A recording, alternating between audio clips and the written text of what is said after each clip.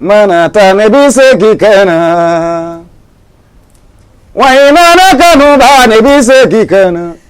kuni tele siga sota gala ibita fon wolo fabere igata fon kanu nyombere aluji ni mi bama ko sikila o sabwe dongili dade mana kila nga dongili dala hay baba ko ne bi se ki kana. Je dédie cette chanson à mon très cher aimé époux Abdraman Kone. Donc ni kada yede. Andla malik na foni la jabako omo fo danti foli mina bi amaka émission mandi sans fait noé baro kene. Baro kene émission mi la belendo malik na foni fait. Wala sa ko la donia aka artiste ka vika anuka carrière musicale. O hokumu konnana anga wele sira bilibili ka bilibili ma. No ye Alou Sangare comme on bébora ka voix mangame allez voir on y a meilleur kito sunoro law I jole do chogo na ya kuma dakunya kelen fois doron ibara ko Alou Sangare do donc comme mais dans men tigilai amina kuma da ere ma ere ba Alou bina représentant na Johnny Alou abo fo bi plateau inka anla Manula somoro troté ame baro keneka oh Alou Sangare re bora Johnny Alou Sangare ame foko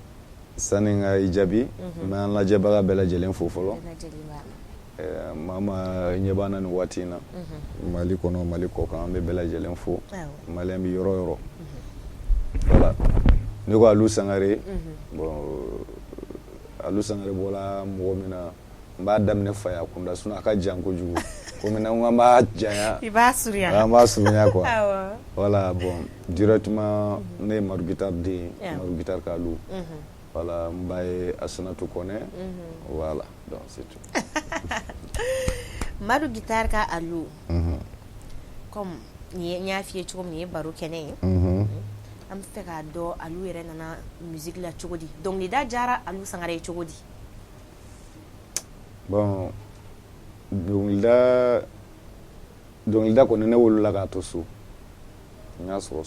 ya soro so awo bo donc la ka janye un foka yere ka donc la chogodi donc la janye ko no e mar guitare yere voilà donc maru guitare ka donc da chogo jari donc ali en grosso modo ali di ka idoli voilà c'est ça ouais mais fa nga hommage de randiaye ame bibega donc il era de voir ka di moroye quoi donc ni da fana ka no mo kuma yotea bon don OK ame temeni ali tai ne dianye mo ilu ne dianye mo kolu jombele ni dianye mo do dunu yana ne dianye mo ilu ne dianye mo kolu jombele ni dianye mo do dunu ali ni mo gonyo ne kumana gwe idukana saya galondala ali ni mo gonyo ne kumana gwe idukana saya galondala saya dumba teri jitige saya dumba wolo de jitige saya duna frumuso jitige anyo ko kuma manyiza jugu kungelenga wozani jude jugu kungelenga wozani jugu c'est ça Alou Sangare ami fera do I tunna do ni scène sans fait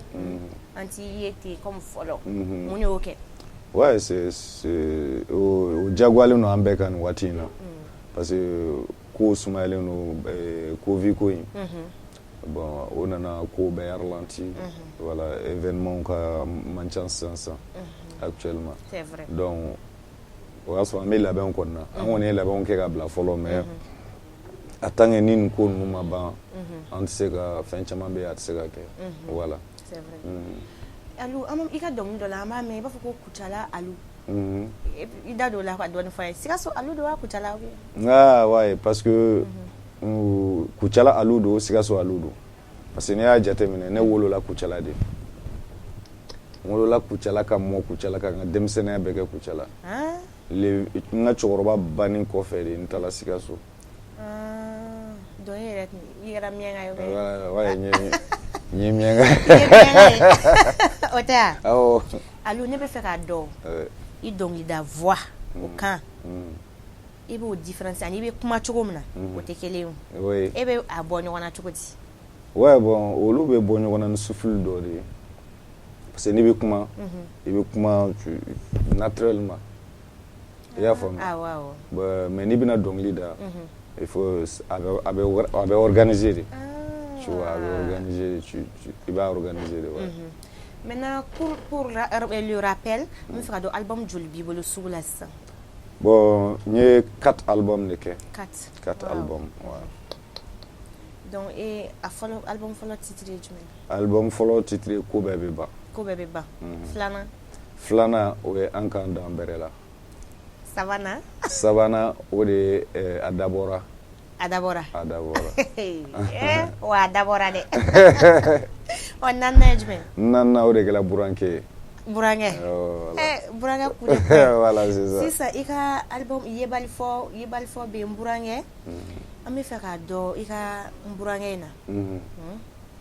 Et c'est une expérience vécue à Kali Sorowa ou bien du mérite. Non, comment Soro. Burange un Burange que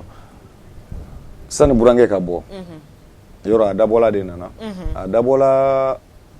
enregistré la studio mukono. Sedoni Mali. Peut-être ni ou ingénieur na peut-être a bisura bolo. Anya ke ka olu ka studio installé len ko fe. Installé len ko fe ka tester. O ene wele kana. Ko ngana voix test. Voilà. Donc anya essayer ka faire no glan o kono na du awani ni biga kola awani kana nga furusa. C'est awani. Donc mais répétition kono wati muna amena na dongli préparé. Répétition kono nga musicien flabé. Mume bara yɛrɛ fɔ clip in na. Burankɛ clip la. I bɛ bara dunu mun bolo. Bon o burankɛ de ne nga accompagnateur ye. Nga guitare fɔlɔ dɔ ye. Parce que o dɔgɔmuso kun furulen don. E bɛ k'a faamuya. Donc mais et puis sinankumaw don. Sinankumaw don. Dambele et Jara. Donc olu ye sinankuma ye. Donc an bɛ répétition na ale de tola ala do burankɛ ni bi ka ko la bɔ a y'o neni quoi. Bon a y'o neni ne ko bon. Oui pourtant c'est an bɛ se ka taa ni système ye a la. Au lieu que awani an ka kɛ burankɛ ye. Le mot burankɛ la an ka k'o ye c'est impossible parce que k'a fɔ ko mɔgɔ k'i burankɛ da ci bon. Comme ça an y'a yɛlɛma k'a kɛ burankɛ mi da ci. Voilà donc sinon. Mais alou sans vraiment a bɔla k'a nana répétition dɔrɔn de kɔnɔ. A k'a nana répétition kɛyɔrɔ la dɔrɔn inspiration nana a sina k'a da ten. Voilà c'est ça. Et pourtant à son époque mɔgɔ dɔw y'a fɔ ko alu y'a da burankɛ de la. Non. Ko genre a bana ka a denmuso de di que conflit dɔ tun bɛ yen quoi. Mɔgɔ yɛrɛ. Ne yɛrɛ burankɛ ne ka levier teri de. Malien. C'est simple. Sinon à son époque au fɔra ko Alu Sangare ye dɔnkili da a burankɛ. Il y a des gens même qui le disaient avec certitude. I b'a fɔ ko ayi. Ouais, ala ma hinɛ na Mangala la o ko ten ko Mangala bɛ ka ni bon mun de y'o fɔ peut-être n yɛrɛ nɛgɛ tun b'olu yɛrɛ dɔrɔn de la sinon foyi. An tɛ burankɛ in da sa ka olu da ci. An bɛ burankɛ in an k'o da k'olu da ci o tɛ. K'olu da ci. Awɔ. Burankɛ ni b'i ka ko la wa burankɛ kana n ka furu sa. Oh, burankɛ kana n ka furu sa. E ka ne maminɛ muso de waribatigi ma. I ko ne man mɔgɔ ko wari ti ne kun. I ko ne kalikal mɔgɔ ko wari ti ne fɛ. Hey n burankɛ ni ma sabali wala n b'i da ci. Era ne yɛrɛ bɛ se ka taa kɛrɛ k'i kɔfɛ. An bɛna daminɛ a ti mɛn. Sisan Alu. Burankɛ dara an bɛ taa yebali fɔ ta yen na. Parce que toujours i ka dɔnkili ninnu. C'est beaucoup varié. Jarabiw bɛ yen, fɛn caman bɛ yen, ladilikanw bɛ yen nɔ. Genre ye burankɛ ta mun fɔ tantôt. A ye ladilikanw b'a kɔnɔ, fɛn caman b'a kɔnɔ. Maintenant yebali fɔ. Bon, yebali fɔ. Bon, n y'o bɛɛ expliquer dɔnkili kɔnɔ. N ye yebali fɔ yɛrɛ bɛɛ expliquer dɔnkili kɔnɔ parce que est-ce que a ka di sɔrɔ ou bien ça par rapport à n burankɛ ni i ye o da? Non, o tɛ. Une fois n kan ka taa Mali yɛrɛ de représenter fɛn dɔ la. Est-ce que y'a faamuya? Bon, minnu b'a négocier. Par exemple ni liste nana a bɛ fɔ sisan k'a fɔ anw mago bɛ nin maliyɛn na. Ni tigi de la. i y'a faamuya donc ni demande kɛla ni tigi a tigi ye ka ban donc foyi tɛ se k'a wuli peut-être fo a ka fɛɛrɛ dɔ ɲini a b'a fɛngɛ cogoya dɔn donc pour que olu yɛrɛ ka kani da ka taa i y'a faamuya bon Mali ko de don faso ko de don n kan ka taa faso ko de la faso représenter faso de représenter est-ce qu'il y a faamuya donc mais c'est la première fois quoi n y'a expliqué plateau yɛrɛ kan ouais, c'est la première fois sinon n dan dɔrɔn n b'a fɔ dɔnkili don dɔrɔn b'a banna mais c'est la première fois n da don a cause yɛrɛ yɛrɛ o la est-ce qu'il y a faamuya donc ni contrat nana lettre ci la k'a fɔ an mago bɛ nin de la parce que lettre ci la k'a fɔ an mago bɛ karisa de la donc a kan ka taa wari minnu na a kan ka taa fɛngɛ minnu na bɛɛ bɛ dɔɔnin don on va discuter ça mais bon n'u b'a dɔn olu t'o ta sɔrɔ e kun parce que olu bɛ mun dɔn e b'o dɔn u bɛ mun kalama e b'o kalama donc f'u ka mɔgɔ de ɲini mun t'o kalama u bɛ se ka mun galaga ɲimi donc ne de galaga ɲimi man di o n'a ɲɔgɔnna na bilen donc u ko o lettre mun ci ko alu c'est alcoolique bon a tubabu kan ka girin quoi comme anw tɛ tubabu kan mɛn kosɛbɛ c'est comme ivrogne mɔgɔ min bɛ min fɔ a tɛ se ka ka baara kɛ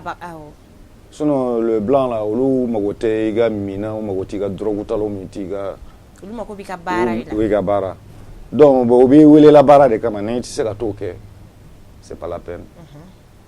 donc vraiment depuis n y'a ye a bɔla mɔgɔ la mɔgɔ min man kan a man ka mɛn mɔgɔ min yɛrɛ da a ma deli k'a ye a ma deli k'a ye na a ma deli k'a taabolo ye na n b'a dɔn i b'a tigi dɔn n b'a tigi dɔn très bien donc o de digila n na kojugu contrat a ye ma se ka taa o la non ne tɛ taa ne tun tɛ taa tuguni yɛrɛ parce que en tant que olu y'o fɔ ne b'a dɔn u mago bɛ ɲimili yɔrɔ dɔ de donc n'u directement ne bɛ mago bɛ ɲimili yɔrɔ la si ne bɛ se k'a fɔ i ɲɛna karisa ne bɛ taa nin de la i y'a faamuya i yɛrɛ bɛ se k'i ka ɲimili yɔrɔ fara a kan an ka artiste bɛ se ka déplacer nin de la tout est a bɛɛ bɛ na ordre de la a bɛɛ bɛ na an ka ministère ka fɛngɛw de fɛ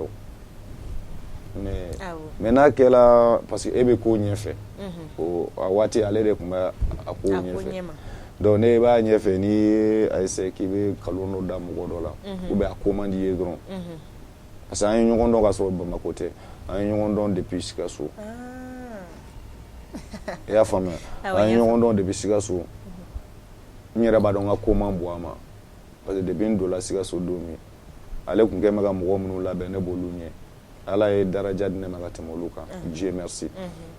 donc ale tun kɛ mɛ ka labɛn minnu kɛ depuis ne taara ne y'ale ka labɛnw tiɲɛ quoi donc waati denmisɛnninya bɛ na n taama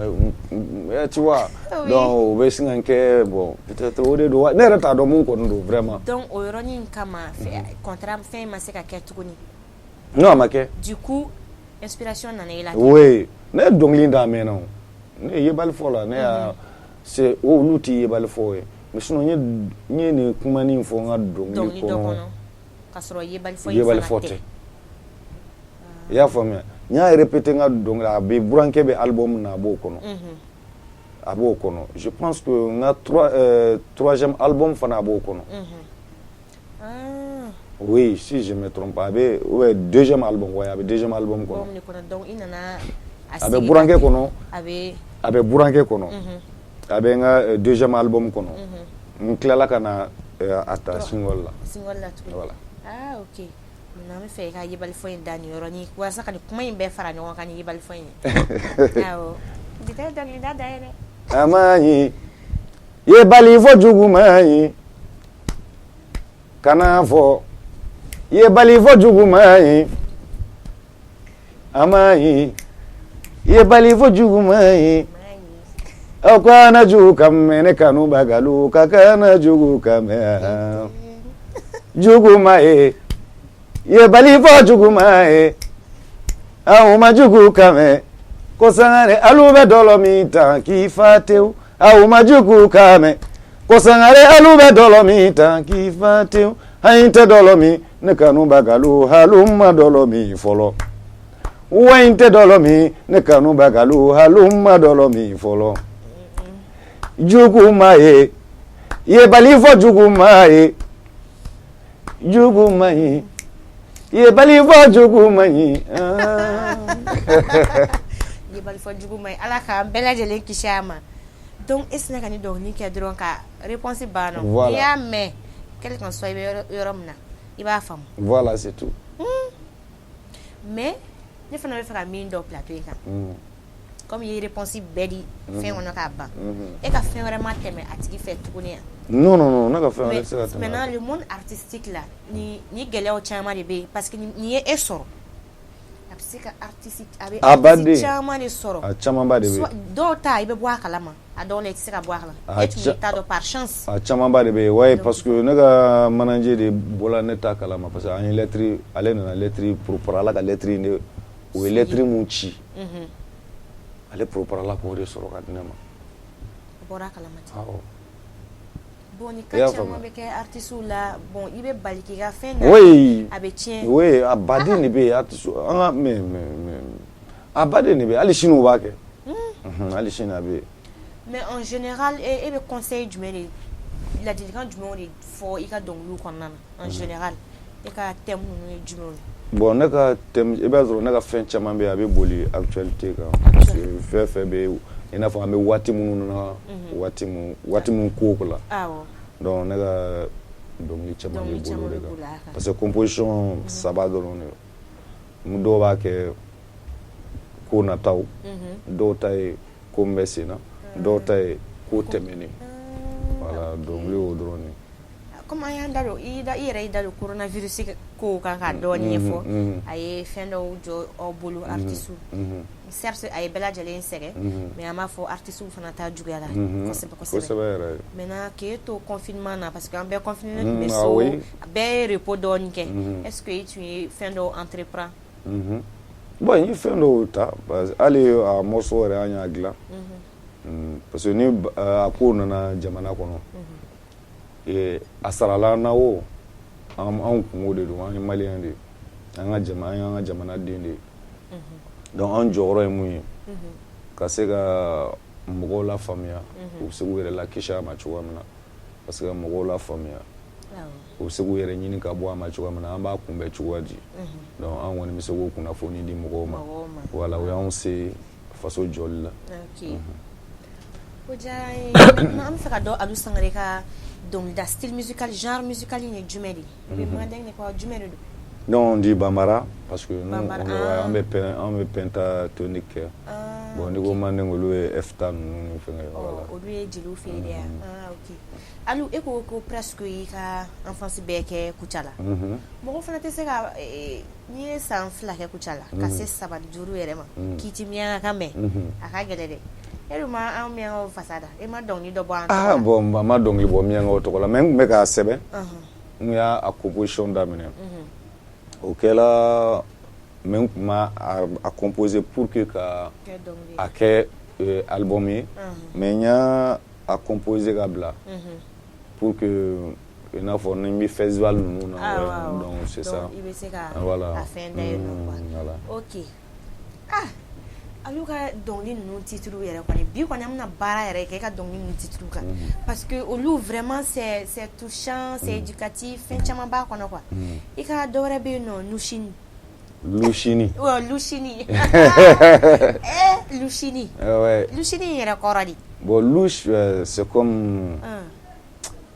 non voilà dogodogonin quoi voilà c'est comme dogodogonin quoi voilà dogodogonin voilà c'est comme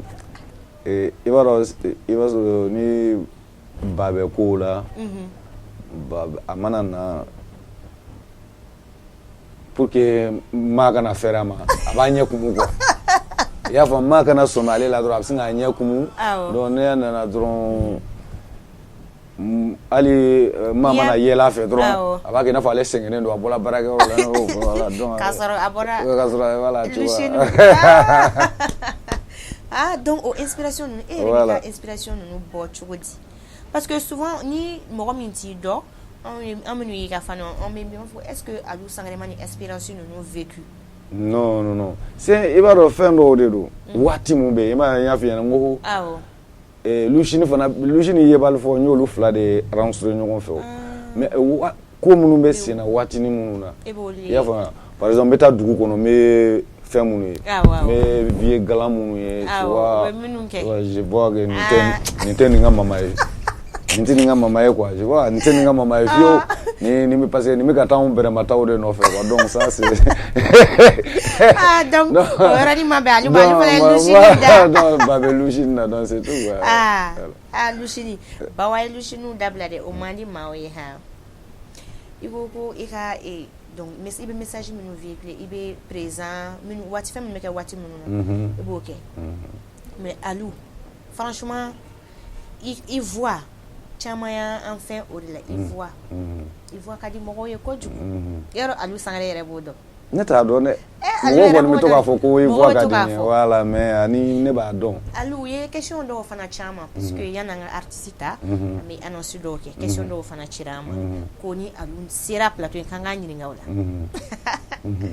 ko Aliou famalen don ka album bɔ a bɛ fɛn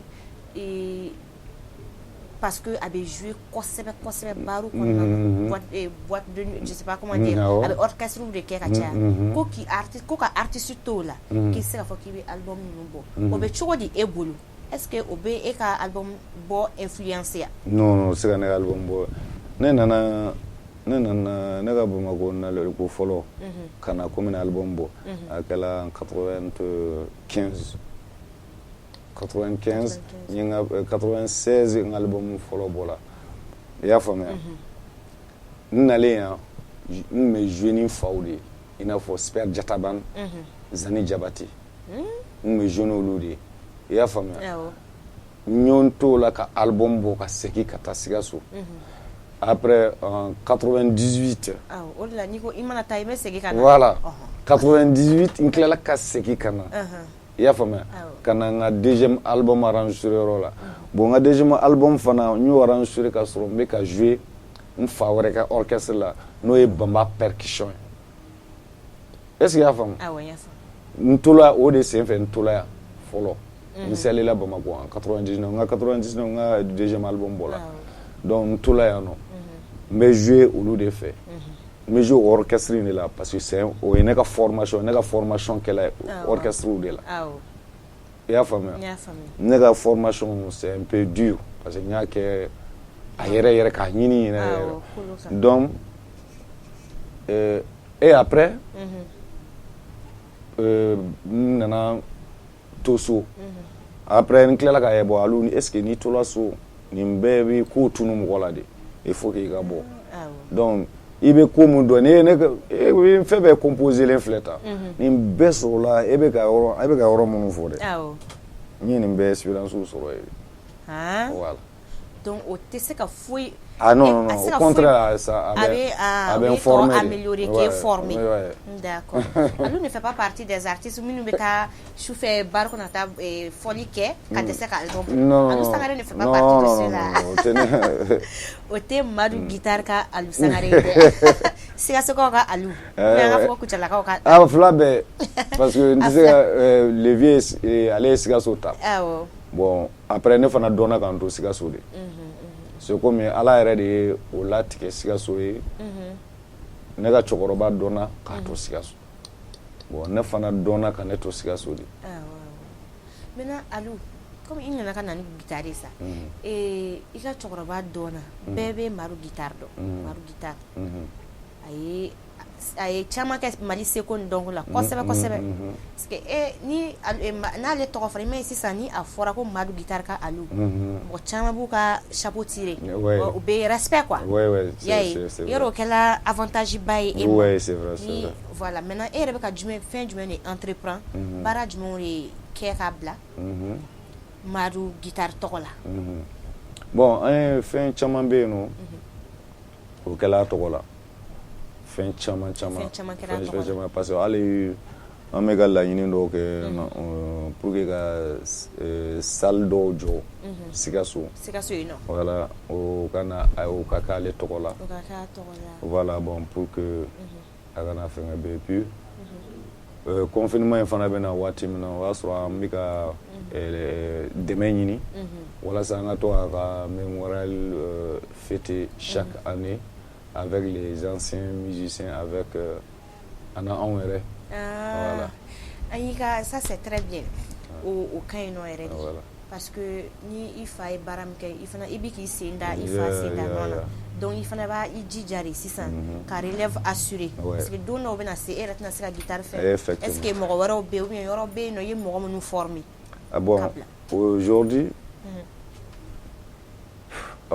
yɛrɛ n'i ko alu ye mɔgɔ minnu former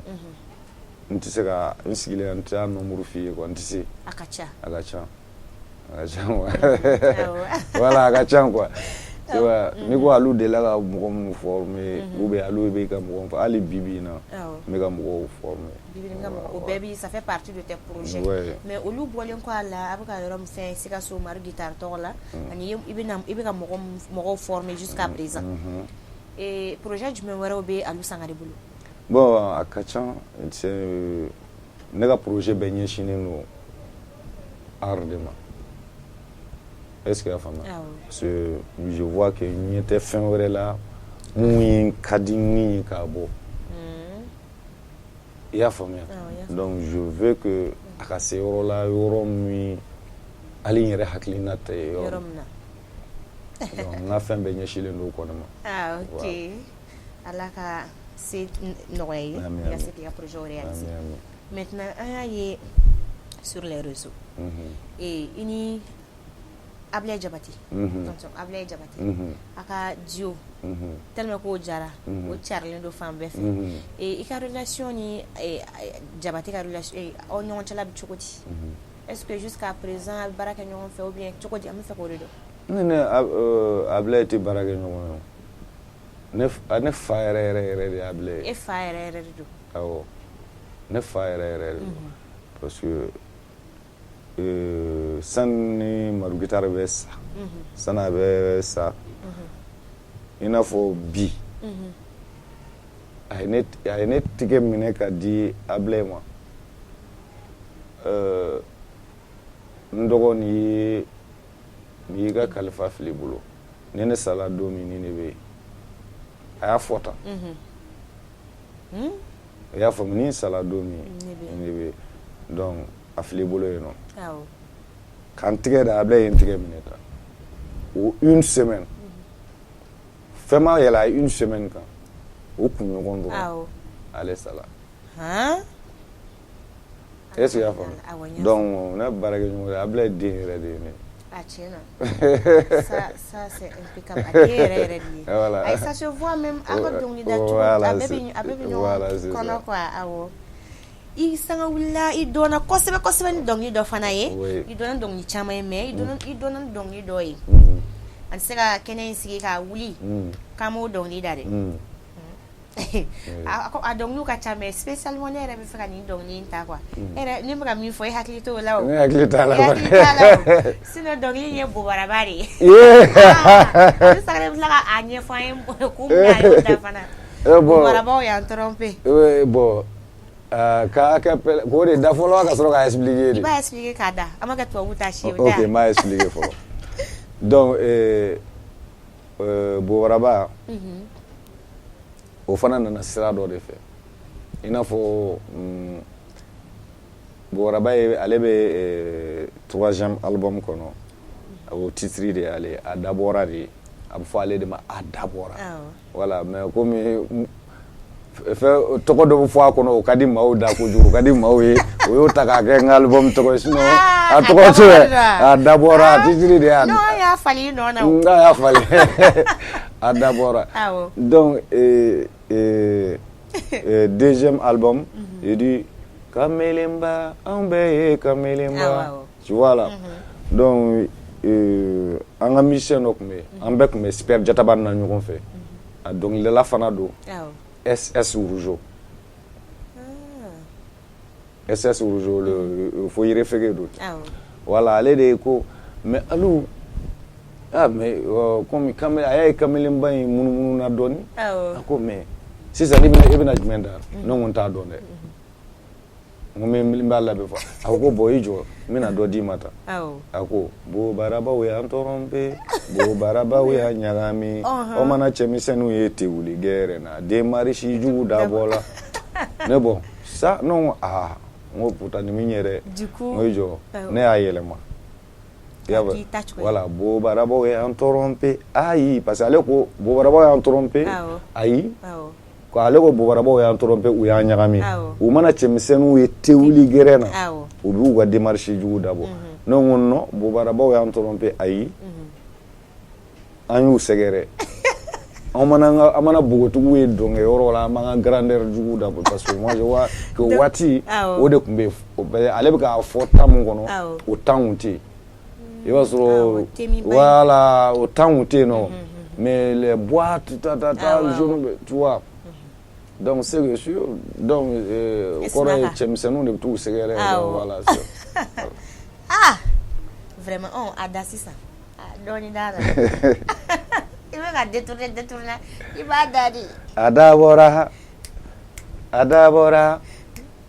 bara focheni na kanti dogola mogola ye adabola bo bara ba we antorompe hai hanyu segere amana bogotu yete wiligere na granderi juda bola bo baraba ho antorompe hai hanyu segere au mana bogotu ye donge yoro la granderi juda bola bo baraba ho antorompe uyanga solisi unyagami we solisi ufereke ka mejo misu unyagami we mejo misu ufereke wa batiri su kerebete hache ifarana okika folike wari bedunsa i farana i ka technicien ke war bedu sa ay technicien ko nte wulu ko ne o bolu fere ke wati be di dongli nous farat la teme vraiment nous farat la teme technicien ne ko sa au contraire alu sangale fala ma miro o ranare non ou bien on va aller quoi faire il va d'aller sinon on va se sentir marginalisé quoi. Non parce que ay bo boraba de non parce que deviner boraba da boraba ma sonné akili ga jugolu la parce que non parce que ko jala boraba be donc otala ne ko jala boraba donc ni bora yambi ni tara de do studio la be doke dron kabla ouais me donne me côté don fana fo mais moi le fana solo quoi ouais y a pas de il le solo quoi on veut solo d'accord alu sangare mais domna ko bi ere hatne jume mali musique ko ta fan felala est-ce que mali culture ere bakru baya fa mali culture ko be chogo dibi avec avancer wa abi chogo diri o menu be boy o menu be tani mali toye dien yoro au Mali ainsi qu'à l'extérieur du pays on est comme mali culture parce que aujourd'hui on a tient fort peut-être ni à quoi mali culture ko a défendre nous aujourd'hui we va se remena mega stranga kuma ou mega maloya kuma ko afla la do sinon avancer l'inter parce que musique on be oui très bien demsenu chamba be obeka musique mais yellement mal culture défendre no a défendre ou ga musique rete malien musique mega obeka yoro wara de culture défend est-ce que ga fam mega fam yawo yoro wara culture de beka défend chez nous mais follow on met à critiquer malien de la population de la qu'a faut ou te en musique ou fait ou bioro la musique ou de fait beaucoup maintenant en mission est maçon ka ou en musique à pied ka du kungolo la ou tala yoro la musique ou ta quand au blanc en fait en ça donc on arrête musique moment on fait en ta fado en ta badon en a tien fo au musicien ɲɛnaman foyi tɛ musicien bon musicien malien ko mun bɛ se k'a fɔ k'i bɛ ni musique ninnu fa n'u ba yɔrɔ dɔn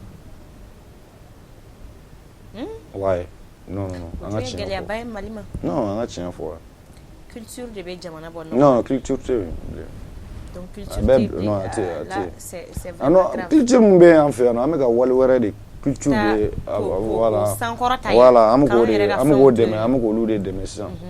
E ka musique ye bala mankan bɛ bɔ a la ka caya. Toujours ne bɛ genre au genre que je joue avec bala.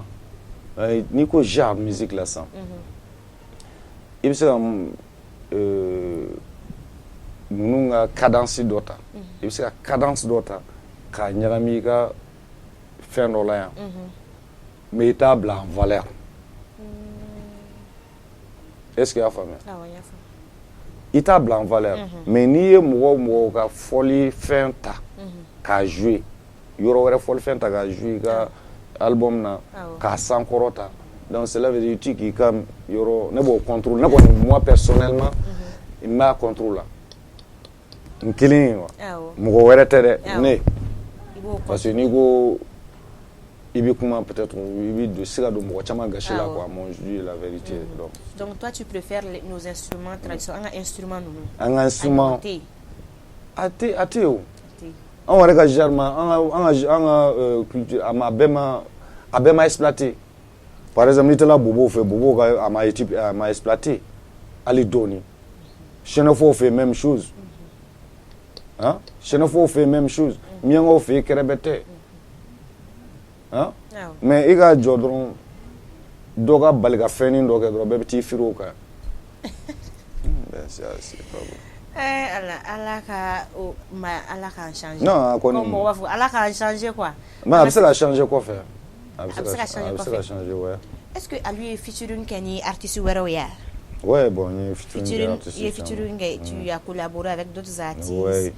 Mali kɔnɔ ani Mali kɔ kan ouais. Mali kɔ kan. OK. Aliou Sangaré comme an bɛ ka se an ka émission kuncɛyɔrɔ la. Ne yɛrɛ tɛ fɛ ka émission yɛrɛ bila tant pis. Mais an b'a kɛ di. Ladilikan jumɛn de b'i bolo k'a ɲɛsin sisan denmisɛnninw ma minnu bɛ ka don musique kɔnɔna na? Bon, actuellement minnu bɛ ka don a kɔnɔ ladilikan min bɛ n bolo.